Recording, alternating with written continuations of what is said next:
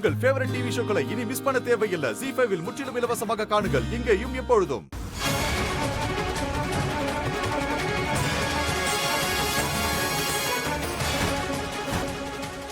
ஐயோ, குஷி அங்க என்ன பண்றா? அது மேல சஞ்சய் கீழே விழுந்துருவா.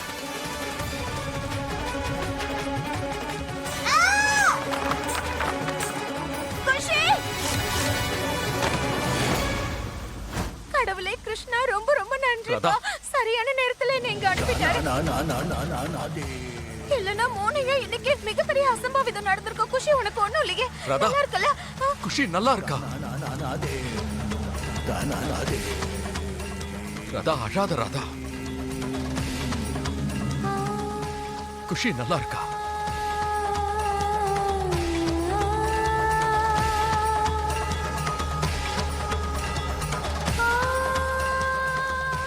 குஷி, எங்கம்மா உனக்கு அடிபட்டிருக்கு? எங்க அடிபட்டிருக்கு சொல்லு. மேல இருந்து கீழே விழுந்தல நீ. ஏதாவது அடிபட்டிருக்கா? மோனியா, இன்னைக்கு நீ மறுபடியும் குஷியோட உயிரை காப்பாத்திருக்க.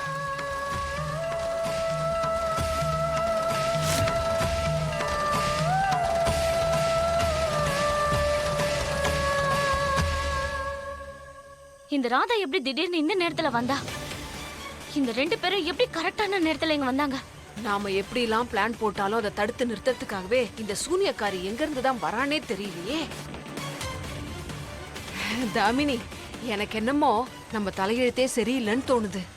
பொதுவா எல்லாரும் கிரக திசைகளை சரி பண்ண ராகு கேது இந்த கிரகத்துக்கெல்லாம் பூஜை பண்ணுவாங்க. கொஞ்சம் நான் சொல்றத கேளுமா தாமினி. நாமளும் ஏதாவது கோயில் குருக்களை கேட்டு நம்ம வாழ்க்கையில இருக்க ராதாங்கிற கிரகத்துக்கு சாந்தி பூஜை பண்ணி தொலைச்சிருவோமா?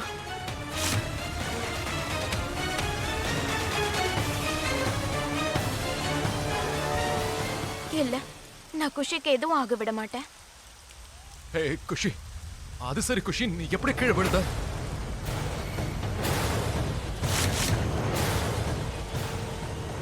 அது நான் கிட்டியை பிடிக்கிறதுக்காக வந்தேன்.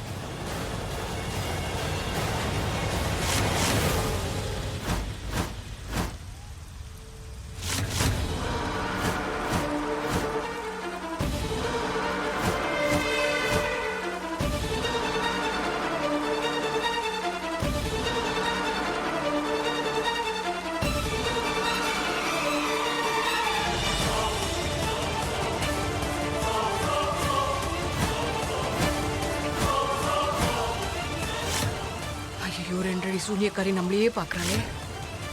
அவ காளி உருவத்துக்கு மாறி திரிசூலத்தால நம்மள கொல்றதுக்குள்ள நாம ஓடிடுவோம். வா.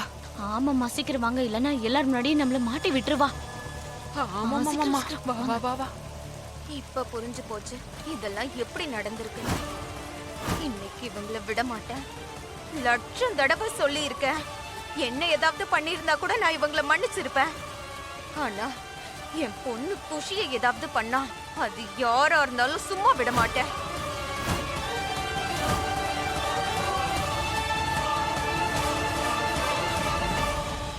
ZEE5 ஆப்பை டவுன்லோட் செய்து அனைத்து எபிசோடுகளையும் இலவசமாக பாருங்க.